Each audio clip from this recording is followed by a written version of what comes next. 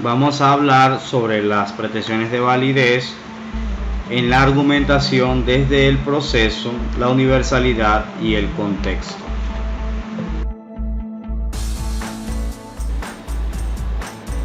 La argumentación filosófica y las pretensiones de validez. Una argumentación se propone por afirmar, por demostrar o probar una idea o una problematización acerca de la realidad, acerca de un tema filosófico o cualquier otro tema. La lógica de la argumentación se refiere a las relaciones internas entre los actos de habla de los argumentos. Es decir, que dentro de esos mismos actos del habla debe darse una coherencia interna entre cada una de las inferencias que se vayan dando para darle peso y darle solidez al argumento.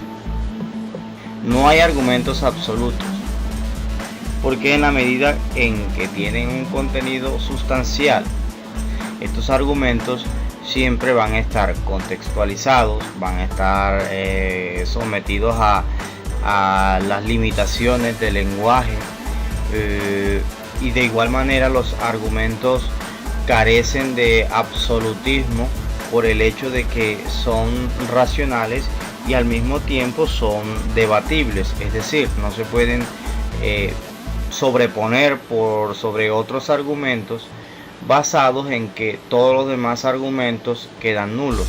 Siempre hay un relativismo en la argumentación. Los argumentos se apoyan en evidencias y necesidades que pueden ser interpretadas de forma diversa. Por esta misma razón, la argumentación, no hay argumentos, valga la redundancia, absolutos, porque en las mismas evidencias nos llevan a aprobar o desaprobar el argumento. Sin embargo, estas evidencias no son totalizantes, no son absolutas. Funciones del argumento. El argumento tiene tres funciones. Encontramos la argumentación como un proceso en donde la argumentación se da de manera espontánea, cotidiana, puede ser una conversación, un diálogo, en el cual las ideas van a estar reforzadas por inferencias que les van a dar peso al argumento, pero que en las mismas no hay una condición o un movimiento sistemático de cómo se debe dar el argumento. Es decir, puede ser una conversación libre, una conversación contingente, una conversación espontánea, en la cual los interlocutores van a estar sometidos a lo que vaya generando cada conclusión dentro de cada argumento. Los argumentos como procedimientos, por el contrario, sí están regulados, son formales, son regulados por una norma para presentar o refutar los argumentos. Es decir, de que en esta argumentación como procedimiento hay un protocolo a seguir por el cual se establecen las reglas para darle fuerza a los argumentos y al mismo tiempo se establecen reglas para poder refutar los argumentos. Es decir, hay un periodo para cada uno de los que están participando en la argumentación para que tenga su espacio para poder defender o refutar el argumento. Y también se establecen, ya sea argumentación escrita o argumentación oral. Esas normas se establecen antes de comenzar la argumentación. La argumentación también es productora de argumentos pertinentes. Estos argumentos deben de convencer en virtud de sus propiedades intrínsecas, es decir, que sus conclusiones sean pertinentes para sustentar proposiciones acerca de la comprensión de la realidad. Es decir, de que los argumentos deben llevar a situaciones o a conclusiones más bien que sean totalmente coherentes con la realidad, que la expliquen y que la comprendan de una manera universal en la cual todos los que están participando en la argumentación tengan la misma posibilidad de poder acceder a dicha comprensión sin limitaciones, sin coacciones, sin que sean obligados a sentir el argumento que se está presentando, sino que cada quien tiene la oportunidad de poder dar su punto de vista. Universalidad, contexto y validez. Los argumentos son conclusiones, es decir, de que los argumentos ya traen dentro de sí una afirmación acerca de un fenómeno que se está dando.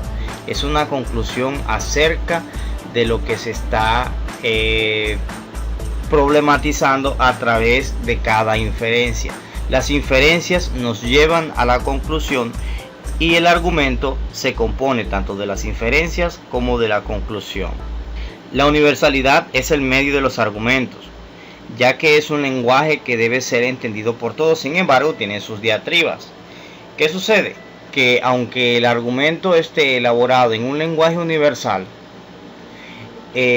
a medida que se va adentrando a los contextos, los argumentos adquieren diferentes tipos de validez.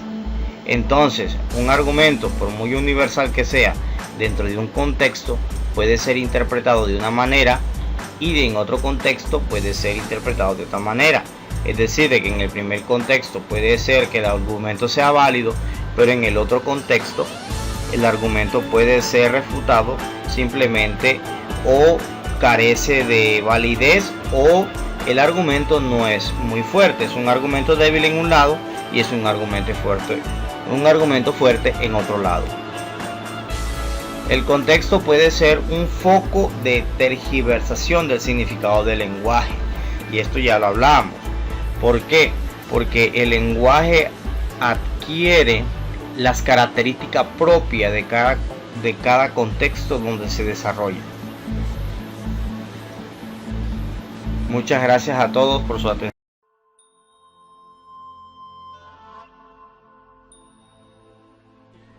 La argumentación puede ser considerada desde un tercer punto de vista. Por objeto puede producir argumentos pertinentes que convencen en virtud de sus propiedades intrínsecas, que sirve para desempeñar o rechazar otras pretensiones o proposiciones de validez, y así una opinión puede transformarse en saber. Aquí se presentan algunos argumentos en la estructura general de Tolman. Problema-conclusión.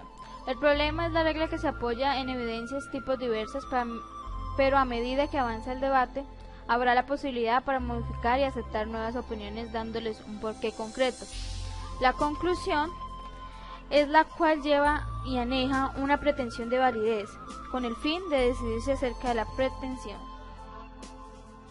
Pero a medida que se va elaborando o estudiando, se tiene que tener en cuenta los aspectos analíticos que hacen parte de la canon aristotélico, como lo es. La retórica de Aristóteles tiene dos tipos de pruebas, que son las técnicas y las técnicas inventadas. Una manifiesta las leyes y confesiones que son impuestas o que existían, y la otra son inventadas a partir de su propio razonamiento. También se halla las epítemas, que es donde el argumento descansa en sí, es la conclusión, determina, y estas están organizadas entre grupos. La primera es partir de los hechos, que deben ser obvias y evidentes. La segunda es signos, hechos que sirven para entender otros hechos, y la verosímil, que es la observación desde hechos comunes.